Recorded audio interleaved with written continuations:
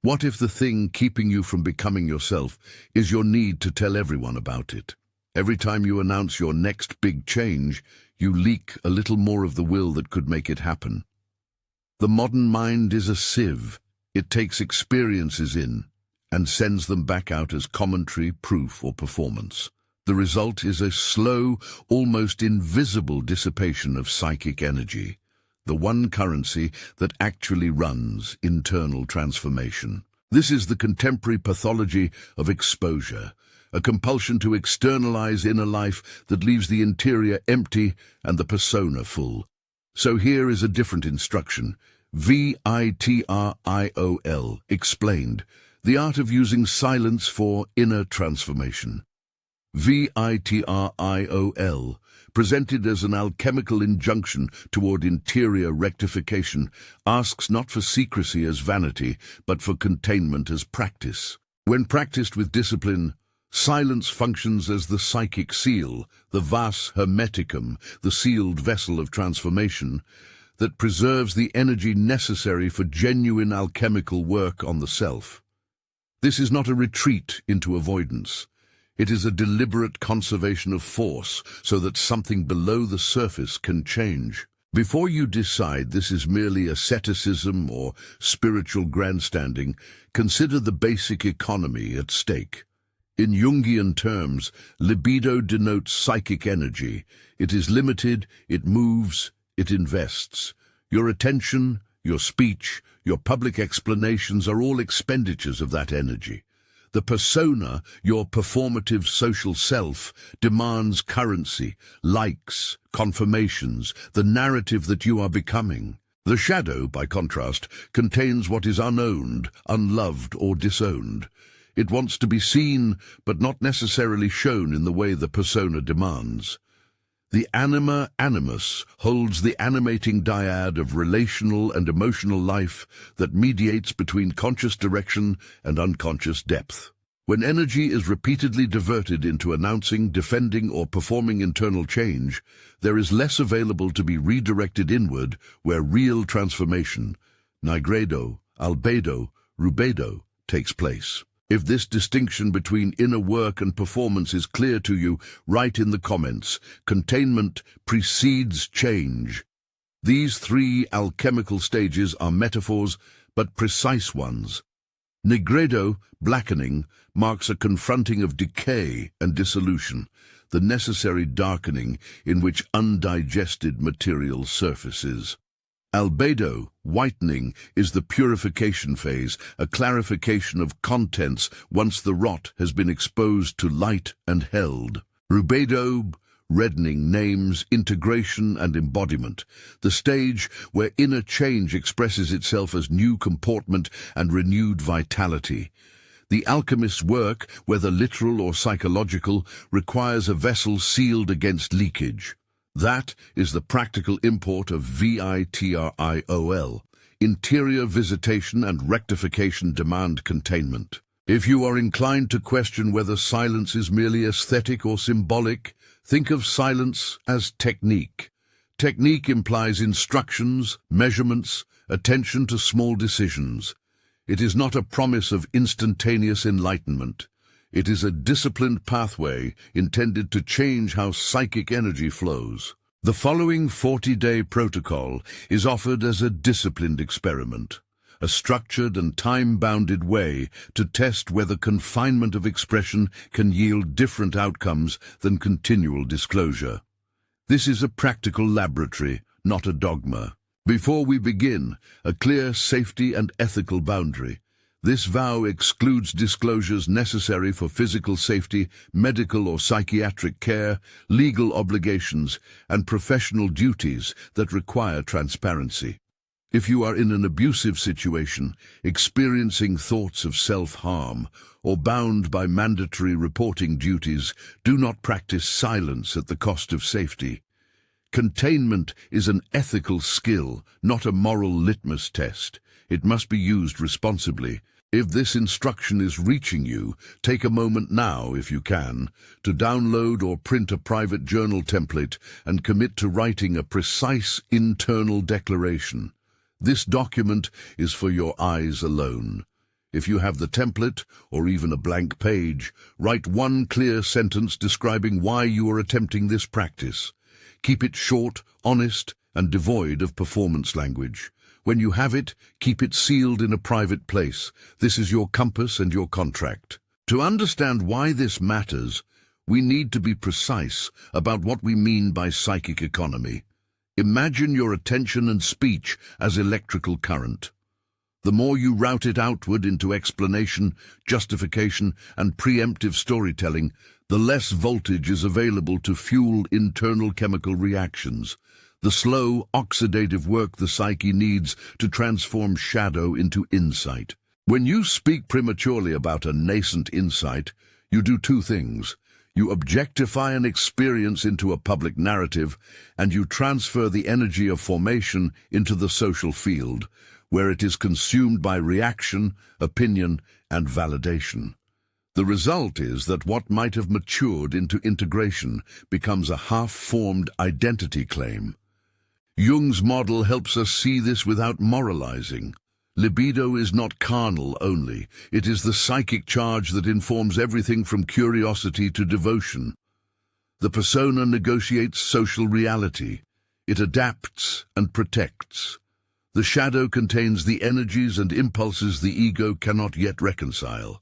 The anima, animus, mediates inner relational life and stimulates symbolic content. Transformation, the psychic alchemy, occurs when libido is allowed to be redirected into the interior field, rather than being constantly lavished on the external stage. V.I.T.R.I.O.L, as an injunction, names that movement. It is not a slogan, it is a procedural admonition: attend inwardly, rectify, and conserve. The seal is the operative metaphor. In alchemy, the vis hermeticum is a container designed to hold heat, pressure, and process until a reaction completes. Psychically, silence is that seal. It keeps sensation, image, and affect in proximity long enough for them to interact and transmute. Silence creates pressure. The interior material must interact and form. Without it, heat disperses and nothing new is made. This is a discipline of restraint, and restraint will register immediately in the nervous system. Expect a range of predictable responses. At first, you may experience a sense of relief. There is less need to craft a public self, and simultaneously a gnawing irritability. You may feel a childish panic as the persona realizes it cannot perform. Shame can bubble up. If the persona has long defended itself with narratives, silence can bring the unprocessed indignity of what it was trying to hide. Irritability, sudden impulse to speak, and a recirculation of mental chatter are normal. These are not signs that the practice fails. They are data showing the ego's investment in external validation. The 40-day protocol is intentionally staged. It is not an arbitrary period, but a time frame long enough to pass through initial destabilization into a territory where new habits can form. The protocol follows 8 structured moves. Here we will work thoroughly through the first 4 and prepare you for the transition toward imaginal practice. Step 1. The internal declaration.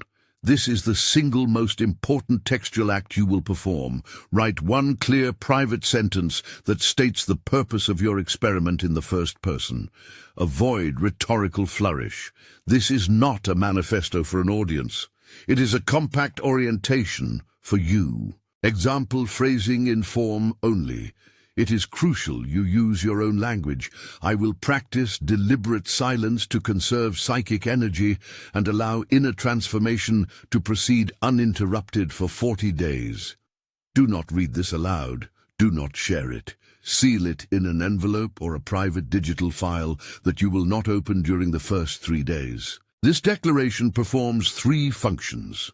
It clarifies intention, it creates contractual containment within your psyche, and it provides a reorienting anchor you can return to when doubt arises. Step 2. 3-day leak tracking. For the next 72 hours, do not fixate on the vow as an achievement. Instead, become an observer of leakage. Carry a small notebook or a note app on your phone purely for private observation, but keep entries to a minimal formula: time, trigger, impulse, action. Example, 8:15 a.m. Impulse to post about morning insight. Resisted. Do not narrate extensively. This is an inventory. The purpose is to map where energy tends to exit. Common leak points: social media, immediate circle of friends, unsolicited advice, or the reflex to present yourself as more advanced than you feel. After 3 days of tracking, review the entries privately and annotate patterns. Who triggers you? What emotional states precede leakage, and what justifications your persona offers? This is not self-flagellation. It is reconnaissance. If this has been useful so far, leave a like on this video and subscribe to the channel to stay connected to what comes next. Step 3. The formal vow. Now that you have data, draft a vow of silence. This is a written commitment, slightly more formal than the initial declaration, that specifies the terms duration, 40 days, permitted exceptions, see below, and the modalities that will substitute for speech: journaling, breath practice, active imagination. State explicitly the safety exceptions. You will speak in any situation that involves physical danger, legal obligations, necessary medical or psychiatric care, or professional duties that require disclosure. Also include an exception for mandated reporting, or if someone's welfare is at risk. Make the vow precise and sign it, again keeping it for yourself. Place it with the declaration. The act of making the vow formalizes the seal. It is the psychical equivalent of clamping the lid on the vessel. Step 4. Redirection techniques. Here, the work becomes operational.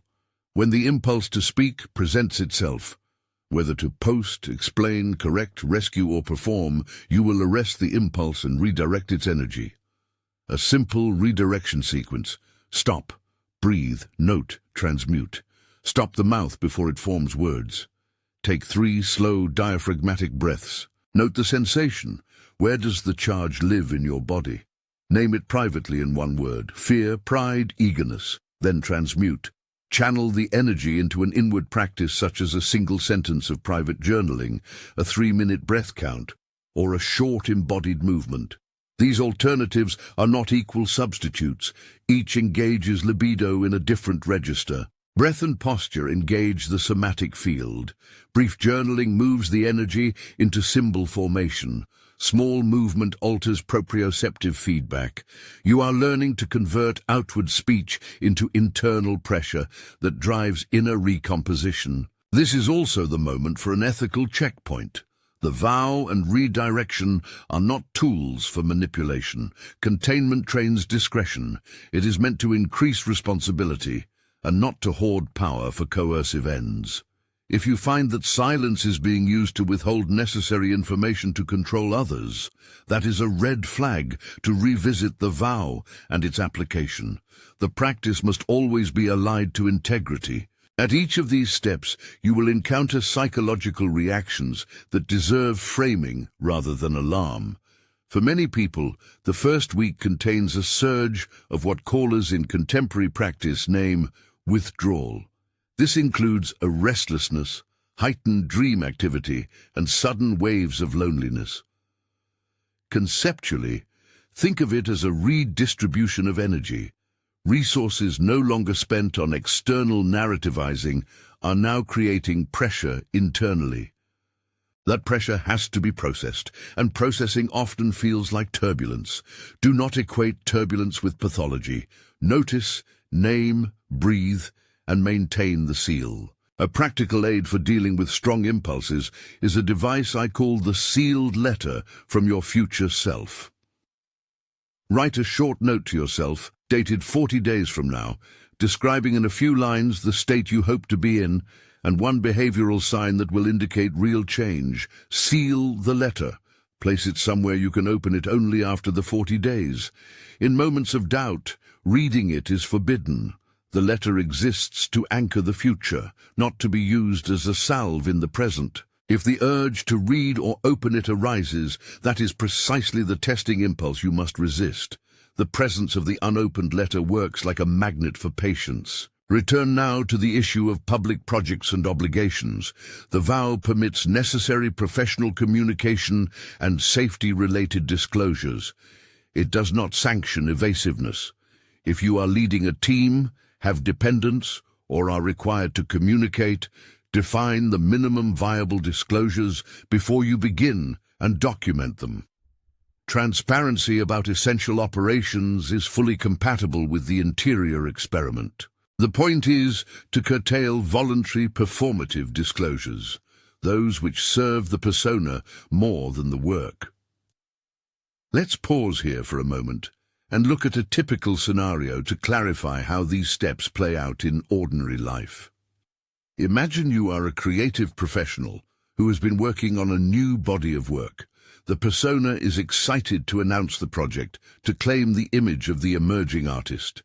Prior practice has involved teasers, process posts, and frequent updates. Under the 40-day protocol, the first impulse when the image of success arises will be to stop and breathe. You will make a 3-line private journal entry about the impulse, noting time and trigger. If the need to discuss arises within your professional role, say to coordinate a collaborator, you will use the minimum necessary language and then return to silence. You will not post process shots that seek validation. This restraint will feel counterintuitive initially.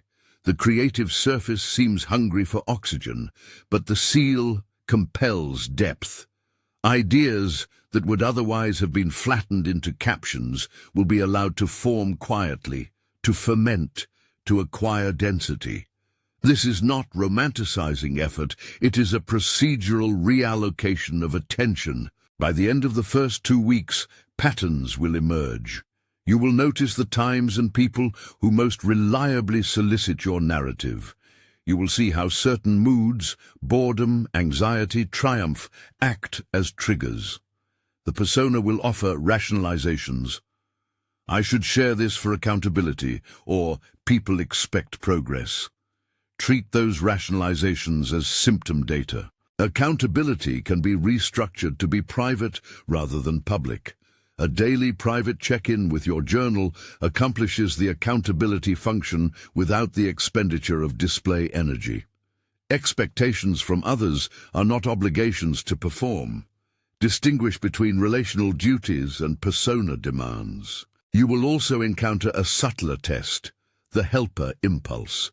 Many well-intentioned people hear about inner work and immediately move to instruct, advise, or rescue. In the context of your vow, the helper impulse can be dangerous because it wears the mantle of generosity while secretly restoring your persona's relevance. If you feel a surge to explain or to offer unsolicited guidance to someone on their growth path, pause and ask, am I acting from a need to be seen as competent or from a clear, ethically grounded responsibility? When in doubt, err on the side of containment. Offer to meet the person's need within professional obligations or safe boundaries, rather than using their vulnerability as a stage. The protocol also includes explicit instructions for handling slips. If you accidentally break the vow, say you post something you later regret, respond with quiet curiosity, not shame-driven confession. Record the incident in your leak tracking notebook. What triggered you? How the action unfolded, and what you feel now. Consider a restorative move that is not public, perhaps a renewed private declaration or a brief extension of the 40-day period. Avoid making the slip a spectacle. Public apologies and explanations are often a doubling down on persona activity. Instead, perform a private repair that restores the vessel's integrity. As you settle into weeks 2 and 3, you will encounter a critical psychological phenomenon, testing. The social field will test your new containment. Friends may intensify questioning. Collaborators may press for clarity. Your own mind may manufacture rationales to return to performance. These testing moments are not failures. They are the psyche's method of assessing whether the new container holds. Resist the urge to explain the test away. Use it as data. Each time you hold silence in the presence of pressure, the seal strengthens a little more. At the practical level, structure daily anchors that help you maintain containment. A morning ritual might include reading your private declaration, 10 minutes of breath practice, and 5 minutes of free writing addressed to no one. An evening ritual should include a brief review of the day's leak tracking entries and a grounded sensory practice. Walking barefoot, a focused meal without screens, or a short body scan. These rituals are not decorative. They redistribute libido into stable, embodied practices. You should also prepare for increased dream activity.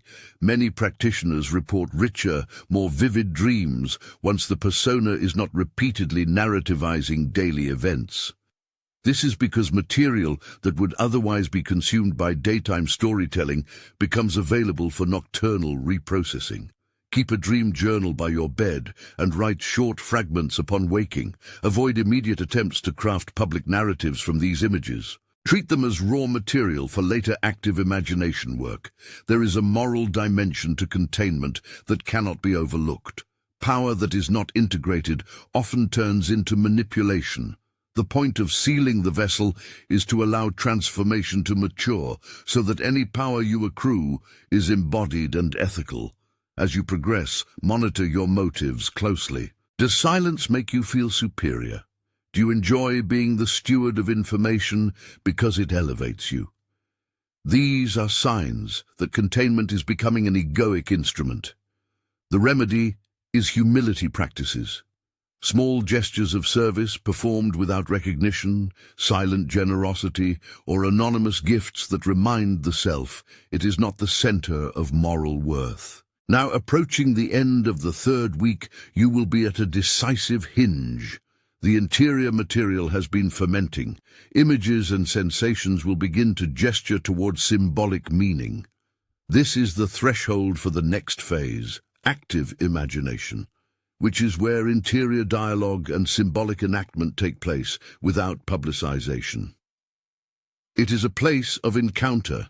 You will intentionally meet aspects of yourself that have long been projected outward.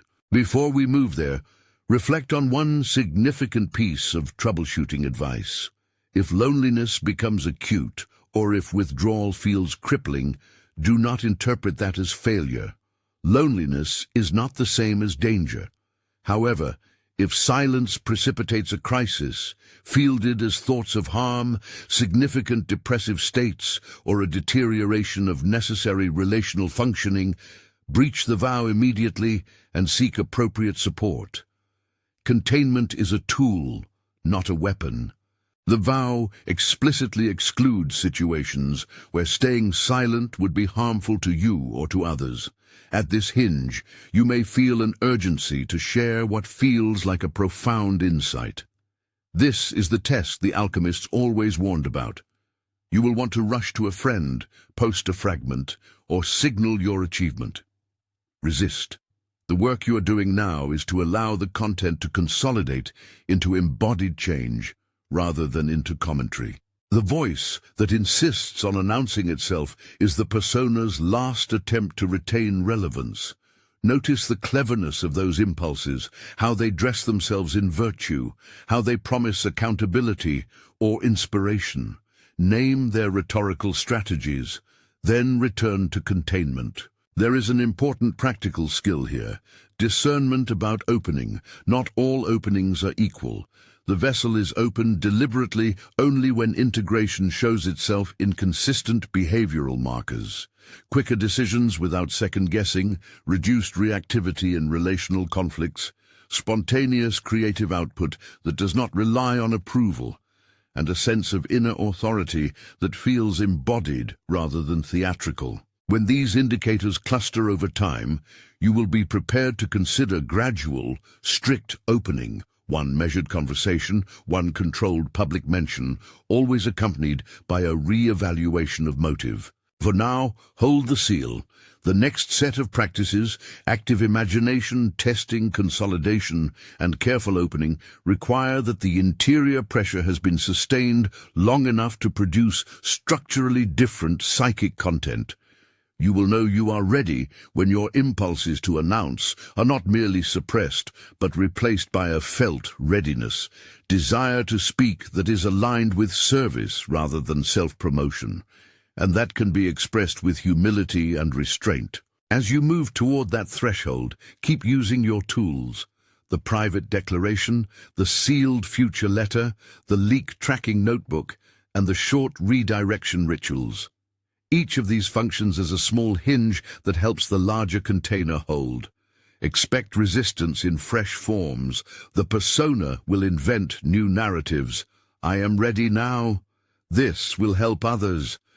And these must be tested against behavioral markers rather than rhetorical force. If you have followed the protocol so far, you are now entering a moment that most practitioners describe as a quiet pressure.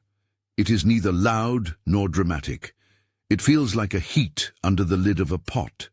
Small sounds of movement, a low hum. The task is to keep the vessel sealed while preparing to open it with fierce discernment when the time is methodically proven. The skill you are building is not silence as avoidance, but silence as tectonic concentration, an art of holding that allows subterranean transformation. You will want to hurry. That urge is the precise test of whether containment has taken root. When the need to hurry comes, stop and ask, what am I trying to prove to whom? If the answer is to myself, check whether the self in question is a persona that still requires external confirmation.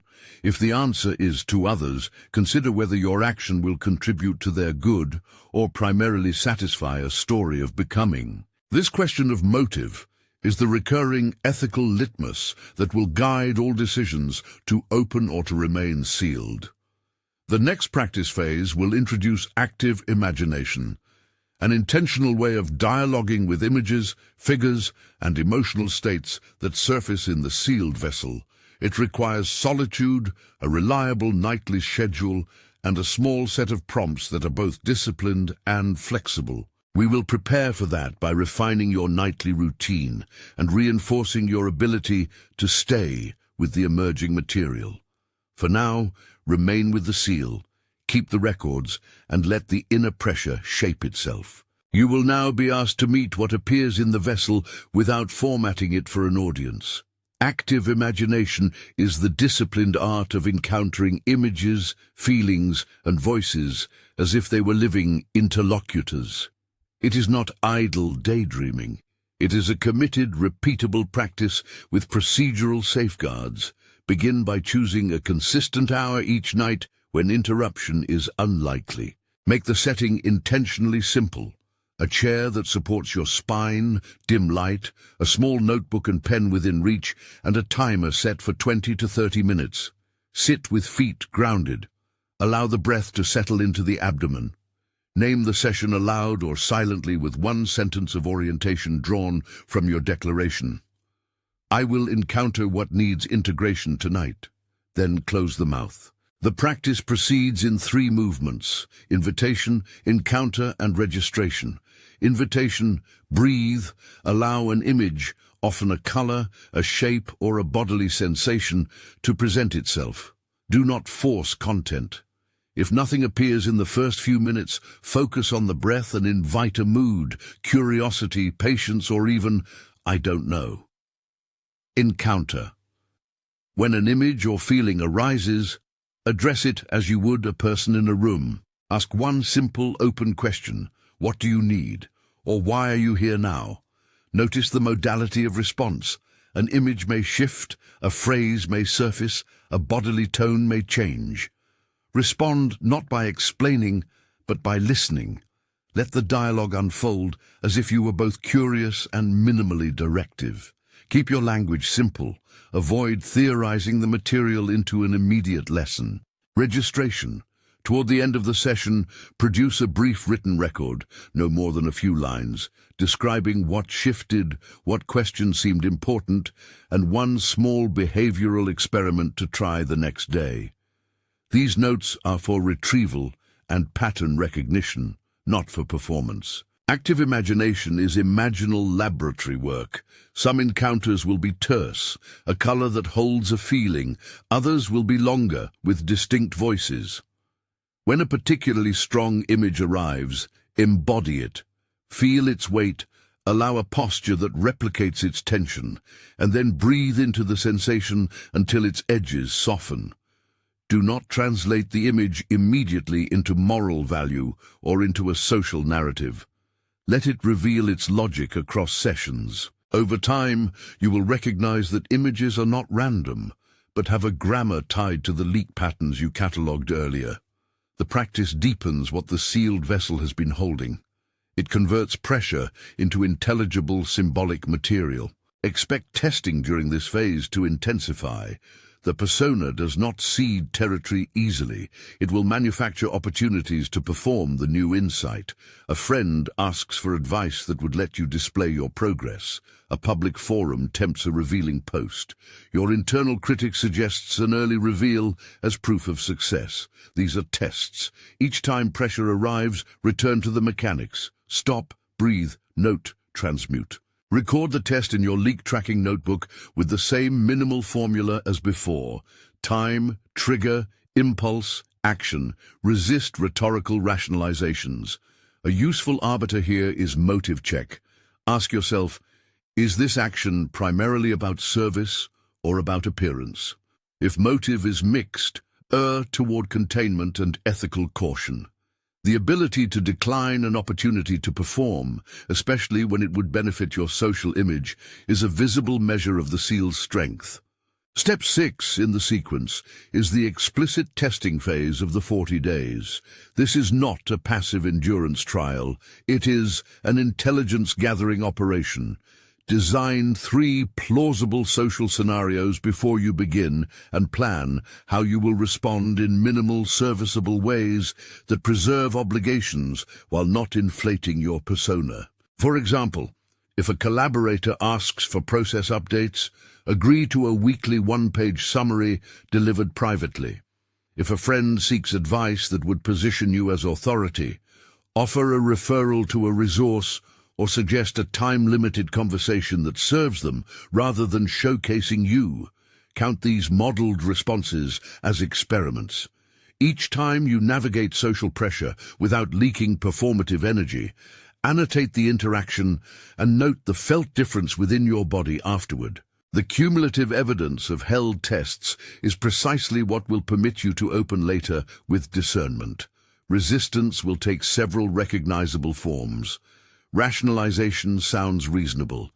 If I share this, it will help others. Or, I need accountability to keep going. The helper complex arrives as eagerness to instruct. It dresses itself in moral duty. Fear of irrelevance whispers that withholding will render you invisible and therefore unworthy. Spiritual inflation is more subtle. Silence becomes a badge that inflates ego by implying superiority. Map these as clinical curiosities rather than character flaws. Each resistance contains information about the needs the persona uses to persist. Treat the mapping as an ethnography of the self. Identify the habitual rhetorical moves, the preferred social contexts for performance, and the somatic signature, tight jaw, rapid breath, heat in the face of each response. Once mapped, design a targeted corrective. For rationalization, pre-write a brief private script that reframes accountability as inward. For helper impulse, redirect toward concrete acts of anonymous service. For fear of irrelevance, practice small humility-building tasks that do not solicit recognition. Around day 27 to 30, many practitioners pass through a consolidatory window. Here, the interior material that was fermenting either reorganizes into coherent patterns or remains diffuse. Consolidation is indicated by behavioral shifts rather than dramatic revelations. Noticeable changes include an increased capacity for swift decisions without public deliberation, moments of reduced reactivity when provoked, creative output that appears spontaneously and is completed without soliciting feedback at each step. And a felt sense of authority in small daily tasks, paying bills, returning calls, setting boundaries, executed from an inward center rather than performed for appraisal. These markers are incremental and cumulative. They rarely arrive all at once. If consolidation stagnates, introduce micro-experiments. Shorten the interval between active imagination sessions. Vary prompts toward relational themes. What does my animus want to say about longing? Add somatic practices. 10 minutes of focused walking, cold water on the face, or slow yoga sequences to shift proprioceptive patterns. The aim is to rechannel libido into new neural habits. Keep your experiments modest and trackable. Each should yield a yes-no style result that can be recorded in the consolidation log you maintain in the private journal. The eighth and final move is the opening of the vessel. Opening is not a celebration, it is a decision made from evidence. Use 3 cumulative criteria before allowing yourself to speak publicly about the work you have been doing: integrity, embodiment, and service. Integrity means your motives check out. Your desire to disclose is not driven by hunger for recognition. Embodiment means changes are visible in conduct across contexts, diminished reactivity, concise decision-making, and reliable follow-through on responsibilities. Service means the disclosure will contribute concretely to someone's welfare rather than feed your story. When these 3 criteria cluster across a sustained period, typically several weeks of consistent markers, you may plan a cautious opening. Open gradually. Start with a private, contained disclosure, one person you trust who is not likely to amplify you, or a professional setting where transparency is required for collaborative purposes. If you choose to speak publicly, do so with strict boundaries. Offer content that is humble, non-sensational, and framed as provisional. Avoid sharing the private declaration, the sealed letter, or details that would expose another's vulnerability. Consider limiting the form to a single, concise statement of experience rather than a series of updates. After any opening, perform a diagnostic. How did the disclosure feel in the body?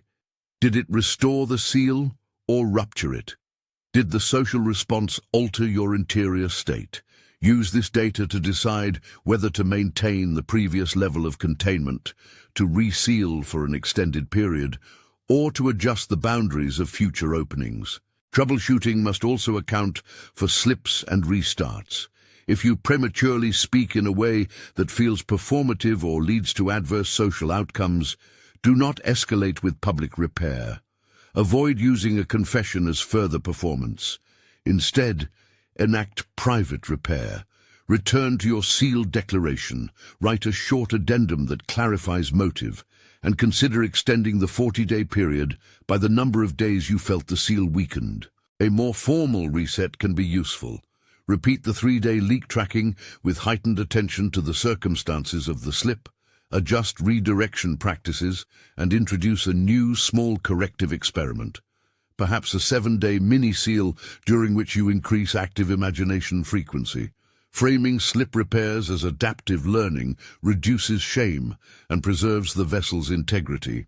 There are predictable somatic and relational side effects to manage. Sleep may shift, appetite might fluctuate, dream content often becomes vivid or even overwhelming. Your social network may respond with confusion, curiosity, or frustration. Prepare brief, non-performance explanations for necessary interlocutors. I am practicing a private project that requires quiet for a while, and reserve detail. Rehearse boundaries for well-meaning questioners. Have a private accountability partner solely for logistical matters, someone who will not become a stage for your persona. If loneliness becomes acute in a way that undermines daily functioning, breach the vow to seek connection.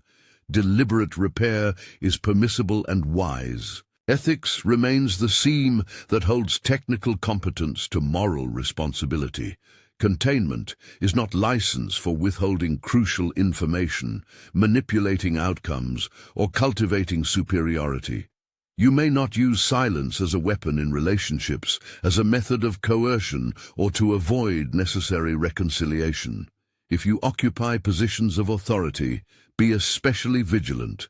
The power concentrated by practiced containment will affect subordinate relationships. Create transparent structures that protect others from unintended harms. Delegations, documented expectations, and clear channels for feedback that do not require you to perform beyond your commitments.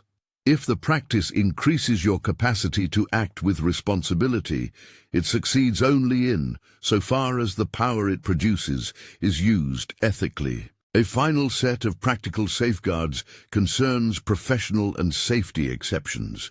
The vow explicitly excludes disclosures necessary for physical safety, legal obligations, medical or psychiatric care, mandated reporting, and professional duties that require transparency. If you are in clinical treatment, obligated to report, or responsible for someone's immediate welfare, contain your experiment within those constraints. Do not allow the ritual of silence to blur these boundaries. A disciplined inner life must always bow to external obligations where harm or legal duty is at stake. What might you expect when the 40 days close? Several outcomes appear repeatedly across disciplined practice. Decision-making becomes more immediate. Instead of prolonged vacillation and reaching for external validation, you move with a provisional authority that is tested by subsequent action. Reactivity diminishes. Offenses and provocations are less likely to create automatic reactivity because the persona has less habitual currency to spend on dramatizing. Creativity gains depth. Works proceed further before needing external commentary, yielding fewer but denser public outputs. Relationships deepen in quality as your presence becomes less performative and more attentive. Intimacy shifts from narrative co-construction to moments of actual listening. In social fields, you may find that your voice, when used, carries more weight because it is less habituated to performative inflation.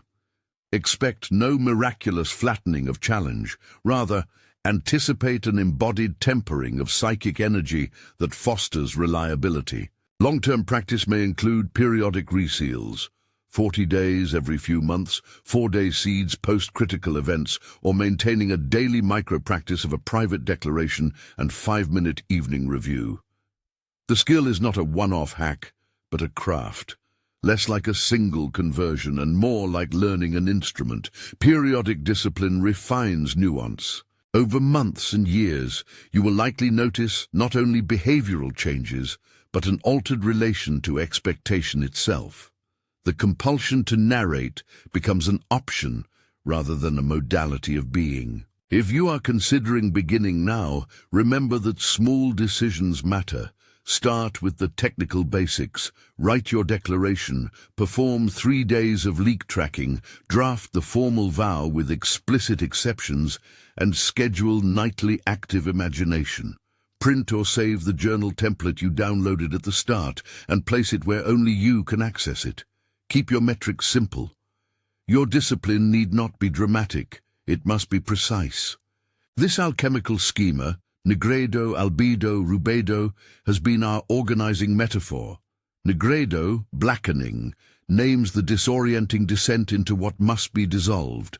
Albedo, whitening, marks the clarifying, reorganizing once corrosions have been exposed and held. Rubedo, reddening, signals the enlivened integration that over time yields a different comportment in the world. These terms are metaphors tethered to psychological economy, not promises of mystical transmutation. Treat them as stages in a slow technical art. The title we began with, V.I.T.R.I.O.L, explained the art of using silence for inner transformation, offers a practical translation. Silence as technique, silence as a seal, silence as a methodical conservation of psychic energy so that interior chemistry can proceed.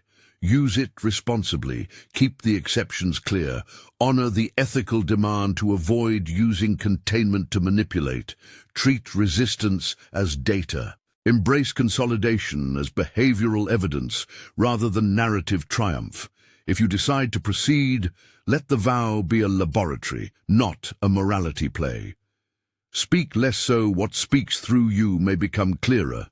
The less you expend, the more there is to fortify the gold beneath the lid. And if you stayed until the end of the video, write in the comments, silence is part of the work. Now I'm placing another lesson on your screen. If it resonates, you can continue from there. Thank you for being here, and I'll see you in the next video.